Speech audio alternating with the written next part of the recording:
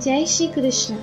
आज सुनिए वृंदावन खंड के अंतर्गत 18वां अध्याय। श्री कृष्ण के द्वारा गोप देवी रूप से श्री राधा के प्रेम की परीक्षा तथा श्री राधा को श्री कृष्ण का दर्शन। मिथिलेश्वर।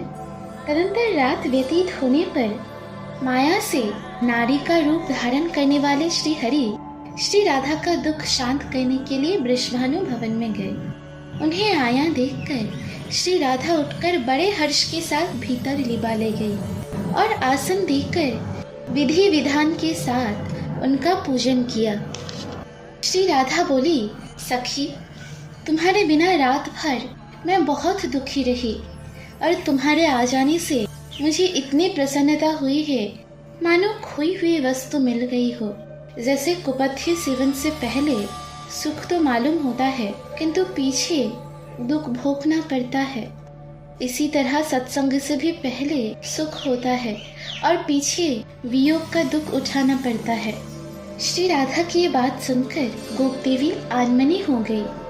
वह श्री राधा से कुछ भी नहीं बोली, किसी दुखिनी की भांति चुपचाप बैठी रही। गोप देवी को खिन्न जानकर श्री राधिका ने सखियों के साथ विचार करके स्नेह तत्पर हो इस प्रकार कहा, गोप देवी, तुम आनमनी क्यों हो गई? कल्याणी, मुझे इसका कारण बताओ। माता, पति, ननद अथवा सास ने कुपित होकर तुम्हें फटकारा तो नहीं है? मनोहरे, किसी सौत के दोष से या अपने पति के वियोग से अथवा अन्यत्र चित लग जाने से तुम्हारा मन तो खिन्न नहीं हुआ है? क्या कारण है? महाभागे, रास्ता चलने की थकावट से या शरीर में कोई रोग लग जाने से तुम्हें खेद तो नहीं हुआ है? अपने दुख का कारण शीघ्र बताओ। रंभोरु, किसी कृष्ण भक्त या ब्राह्मणों को छोड़कर दूसरे जिस किसी ने भी तुमसे कोई कुत्सित बात कह दी हो तो मैं उसकी चिकित्सा करूंगी।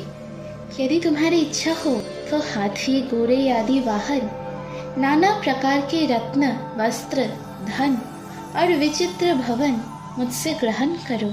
धन देकर शरीर की रक्षा करे, शरीर का भी उत्सर्ग करके लाज की रक्षा करे तथा मित्र के कार्य से सिद्धि के लिए धन और लज्जा को भी अर्पित कर दे। धन देकर निरंतर प्राणों की रक्षा करे।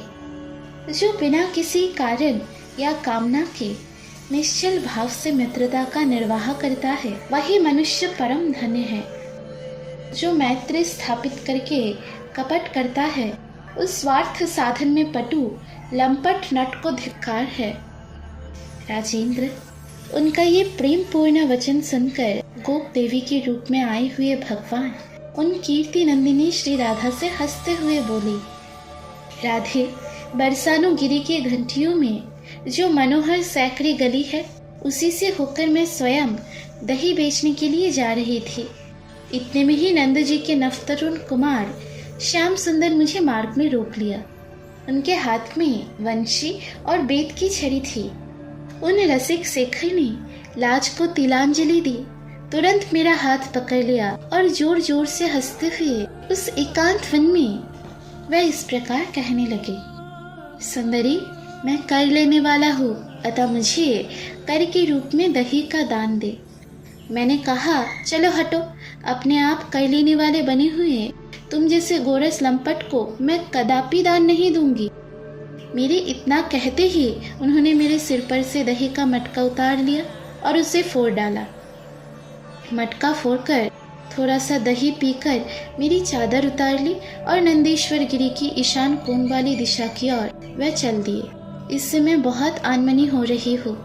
जात का ग्वाला, काला कलूटा रंग, ना धनवान, ना वीर, ना सुशील और ना स्वरूप सुशीले, ऐसे पुरुष के प्रति तुमने प्रेम किया, ये ठीक नहीं है।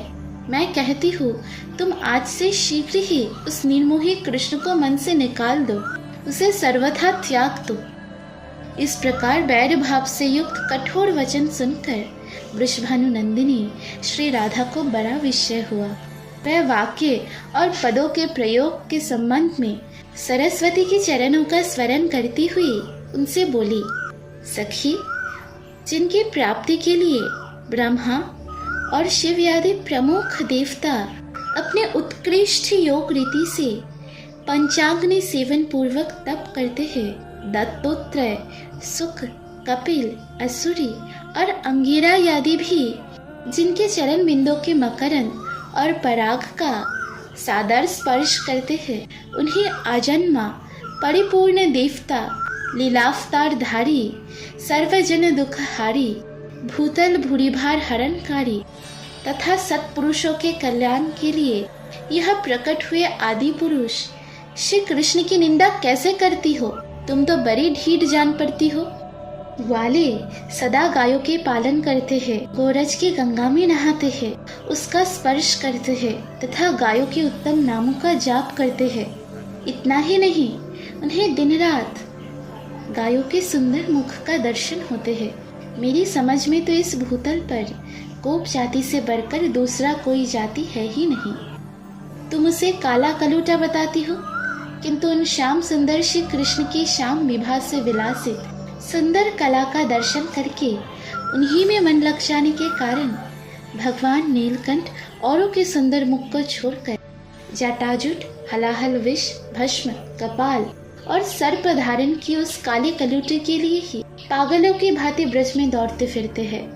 स्वर्गलोक, सिद्ध मुनि, यक्ष और मरुदगणों के पालक तथा समस्त नरों, किन्नरों और नागों के स्वामी भी निरंतर भक्ति भाव से जिनके चरण बिंदु में प्राणिपात करके उत्कृष्ट लक्ष्मी एवं ऐश्वर्य को पाकर निश्चय ही उन्हें कर समर्पित किया करते हैं।